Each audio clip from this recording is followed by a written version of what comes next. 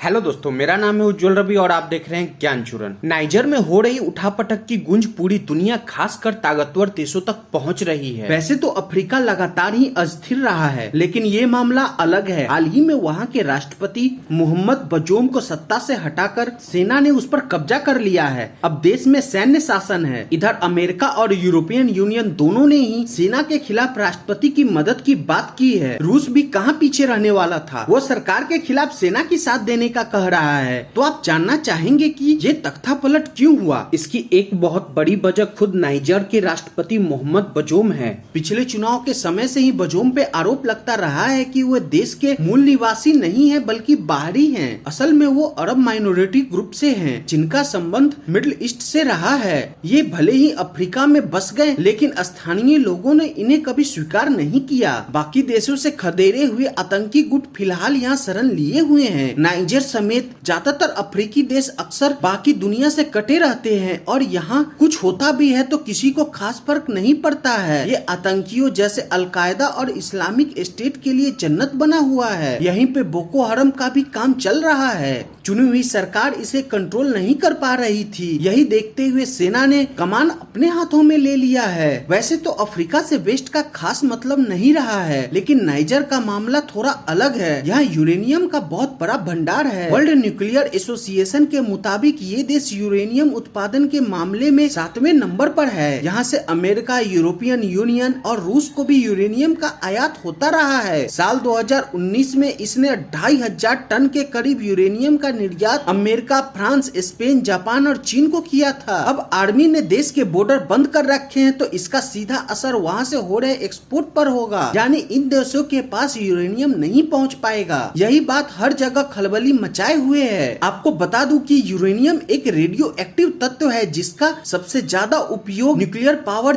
तैयार करने में होता रहा है। इसी से हमें बिजली मिलती है। इसके अलावा परमाणु हथियार बनाने में, रिसर्च में, मेडिकल फील्ड और सेना में भी यूरेनियम का इस्तेमाल होता रहा है। तो आप जानना चाहेंगे कि क्या होगा अगर यूरेनियम की सप्लाई इन देशों में रुक जाए। तो इससे सबसे पहला असर बिजली पे पड़ेगा। जैसे ही पावर सप्लाई रुकेगी, काम ठप पड़ने लगेंगे। काम जारी रखने के लिए देश जीवाश्म ईंधन की तरफ जाने लगेंगे, जैसे लकड़ी, कोयला। ये ग्लोबल वार्मिंग को बढ़ाने वाला है। ये तो हुई नाइजर की बात, लेकिन पूरा का पूरा अफ्रीका महाद्वीप ही लंबे समय से जंग का मैदान बना हुआ है। सूडान में सेना और पैरामिलिट्री फोर्स के बीच टेंशन अब भी बनी हुई है। संयुक्त राष्ट्र के अनुसार अफ्रीकी महाद्वीप में कुल 54 देश हैं। ये सभी देश कम या ज्यादा समय समय से लड़ाई में उलझे रहे हैं। कई जानकारों का मानना है कि आज जो हालत अफ्रीकी देशों की है, ये पश्चिमी देशों की साजिश है। अफ्रीकी मामले के जानकार ये भी संदेश जताते हैं कि महाद्वीप पे दिखता अंदरूनी संघर्ष असल में इंटरनेशनल स्तर की साजिश है,